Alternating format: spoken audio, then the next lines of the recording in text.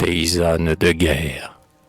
Héroïque, elle aussi, de cœur haut, de bras fermes, la veuve paysanne à qui, depuis 20 mois, incombe les labours, les marchés, les charrois et le gouvernement tout entier de la ferme. Au début, on lui prend soudain ses 3 garçons, et 2 sont morts déjà, son valet de charrue et son berger.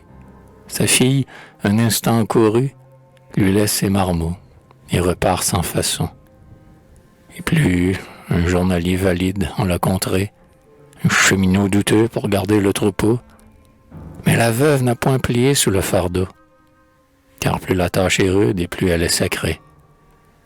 Repas des gens, repas des bêtes, basse-cour, la traite des brebis, 1 heure avant l'aurore, l'avoir, les oisons qui vont bientôt éclore, et, pour se délasser, se maïs et labour.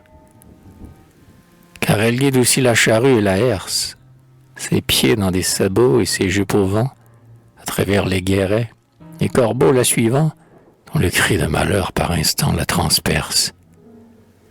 Il faut porter le lait au village lointain, faire aiguiser le soc et la pioche à la forge, aller moudre au moulin perdu dans quelques gorges, mettre le bois au four et la pâte au pétrin.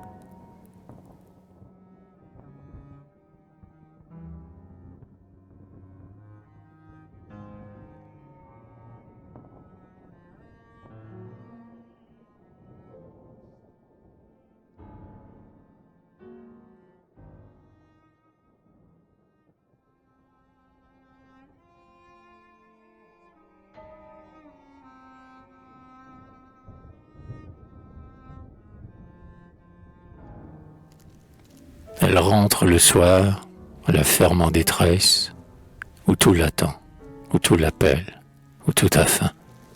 Les bêtes de Provende et les marmots de pain, tous d'une voix connue et d'une âme maîtresse. Jette du grain, fermière, emplis les râteliers, rends à l'agneau plaintif sa brebis implorante, verse à tes petits-fils la marmite odorante, prie ensuite avec eux par les morts familiers. Pour ton mari, parti le premier, avant l'heure, pour ceux de tes enfants soldats déjà fauchés, sans qu'on puisse savoir où leurs corps sont couchés, et pour d'autres encore, qu'aux alentours on pleure. Mais pour que Dieu conserve à tes ans un appui, qu'il sauve des périls et bientôt te ramène, ton dernier né, dernier espoir de ce domaine, qui demain tomberait en quenouille sans lui.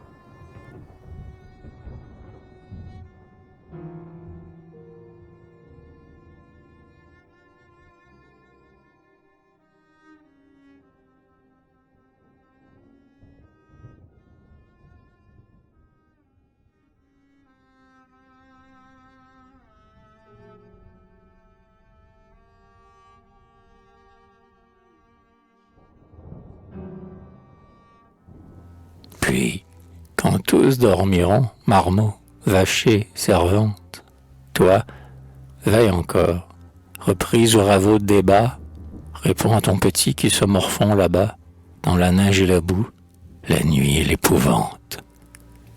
Pleure enfin dans ton lit, jusqu'à ce que tes yeux sentent par le sommeil tarir leur source amère, et goûtent dans un songe un repos éphémère, qu'abrégera le coq d'un clairon furieux.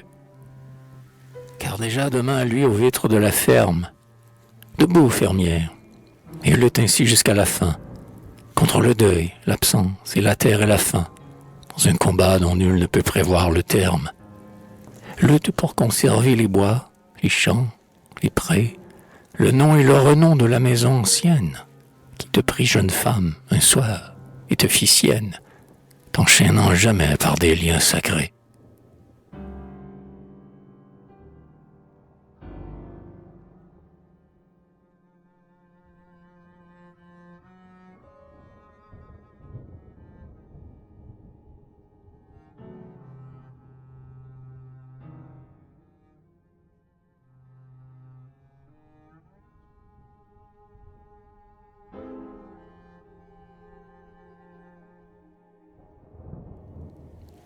Plus grande que ne fut, certes, la veuve antique, plus que les Pénélopes en secret ourdissant, leur vaine toile pour se garder à l'absent. Nous devons t'admirer, providence rustique. Aussi, quand nous aurons chassé l'envahisseur et que nous fêterons la sainte délivrance, je voudrais qu'on te mît, toi, mère, ou veuve, ou sœur, au milieu des héros, à la place d'honneur. Gardienne du sol, paysanne de France.